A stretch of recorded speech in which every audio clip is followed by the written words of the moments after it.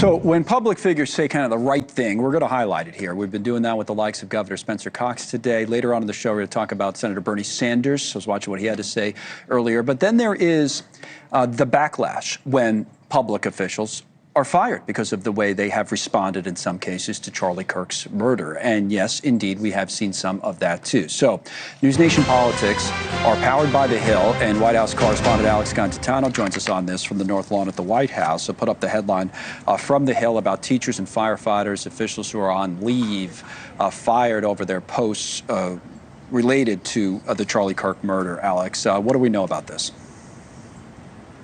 Yeah, we've seen teachers, college-level teachers that have been fired for largely because of things they've put on social media, saying, you know, this is karma or some other awful statements. That's this gut reaction that they've had to the murder of Charlie Kirk. They've decided to put out there, and it's interesting. I think it's notable that these are largely university professors or people in these positions of power. That it comes, you know, they're educators. They're people that are teaching the next generation versus someone just, you know, if you go on Reddit, you'll see people's personal takes on whatever issue, and they can say anything they want. You know, when you're representing yourself, but if you're representing a higher institution or an office, you're an elected official or whatever else, you know, then it becomes this sticky territory. But, you know, I think you're right to display the positive, the things that people are saying, like Governor Cox, that is a message that we should all resonate with, versus people,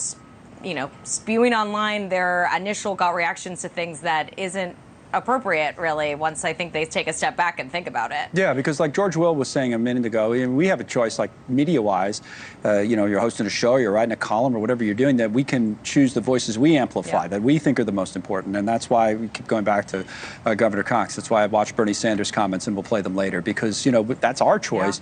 Now, that said, it's not to say stories like this aren't important, but it speaks to the social media, at least to me, a lot. I mean, the governor himself was saying it was a cancer. I have a statement here that was put out in an opinion piece by Senator Mitch McConnell on some of this, that guardrails matter. McConnell saying that they keep the American experiment rolling, and passionate disagreement is a sign of health. Political violence, like yesterday's sickening display, a sign of decay. So to excuse or encourage it is to place a cynical bet against America. So again, that's a public official. So you know, another thought on this, maybe? That's right.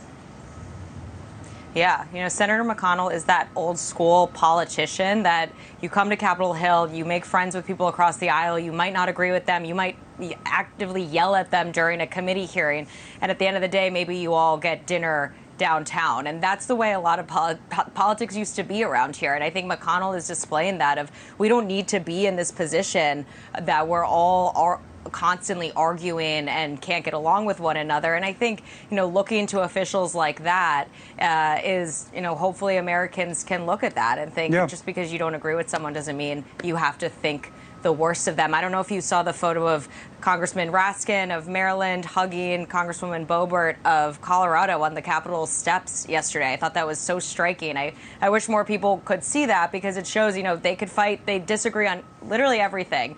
But at the end of the day, we're all Americans. We've had a tough week, and we can, you know, give each other a hug, a pat on the back, whatever it is. Yeah, so I agree. That's the type of stuff we should show people when we can. Do it all, but we could show that maybe a little bit more than we usually do.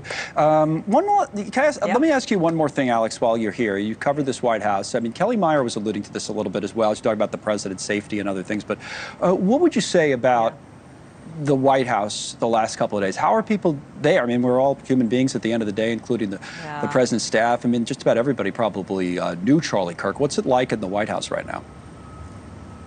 Yeah, it's definitely a very somber feel around here. Yesterday morning when I came in, well, you know, especially while the shooter was still at large, you know, you could feel the sense of sadness, frustration, all the emotions here. I was listening to Chief of Staff Susie Wiles on a radio show earlier too, and she was talking about what she said to her staff, you know, in time of crisis, time of mourning, when Charlie Kirk was first pronounced dead. She said, go home, hug your loved ones, hug your spouse, hug your children, whoever it is at home, but also don't, you know, lower your voices. I think that there is a sense of, you know, fear that people are trying to figure their way through of, do I then, not be a public facing person talking about my opinions?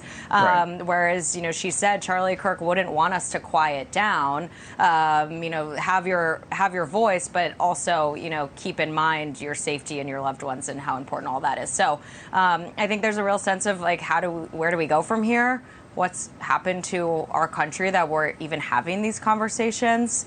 But a lot of them were close personal friends of Kirk's, and also he was so helpful on the campaign that even if they weren't, friends with him, they worked with him. So it's definitely been really tough around here.